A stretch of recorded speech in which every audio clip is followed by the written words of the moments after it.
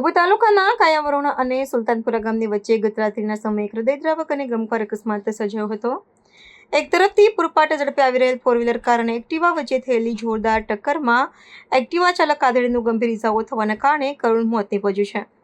સંખેડાથી કામ પતાવી ઘરે પરત ફરતા નડ્યો અકસ્માત। મળતી માહિતી અનુસાર કરજણ તાલુકાના વલણ ગામના રહેવાસી નિશારભાઈ ઇસ્માઇલભાઈ જમાદાર પોતાના અંગત કામ અર્થે સંખેડા ગયા હતા।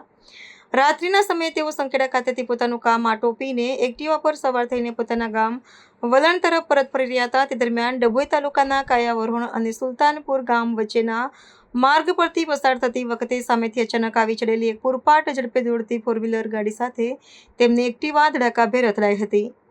અકસ્માત એટલો ભયાનક હતો કે નિશારભાઈ રોડ પર પટકાતા તેમને શરીર અને માથાના ભાગે ગંભીર ગુપ્ત અને જાહેર ઇજાઓ પહોંચી હતી। રાહદારીઓ 108ને બોલાવી હોસ્પિટલ પહોંચે તે પહેલા જ દમ તોડ્યો હતો। ઘટનાની જાણ થતાં જ પોલીસ કાફલો સયાજી હોસ્પિટલ તેમજ ઘટના સ્થળે પહોંચી ગયો હતો। પોલીસે મૃતક નિશારભાઈ ઇસ્માઇલભાઈ જમાદારના શવને પોસ્ટમોર્ટમ અર્થે ખસેડીને અકસ્માતનો ગુનો નોંધી વધુ તપાસ હાથ ધરી છે। વલણ ગામના આધેડનું અકસ્માતમાં આકસ્મિક મોત થતાં તેમના પરિવારમાં ભારે આક્રંદ અને ગામમાં શોકનું મોજું ફરી વળ્યું છે।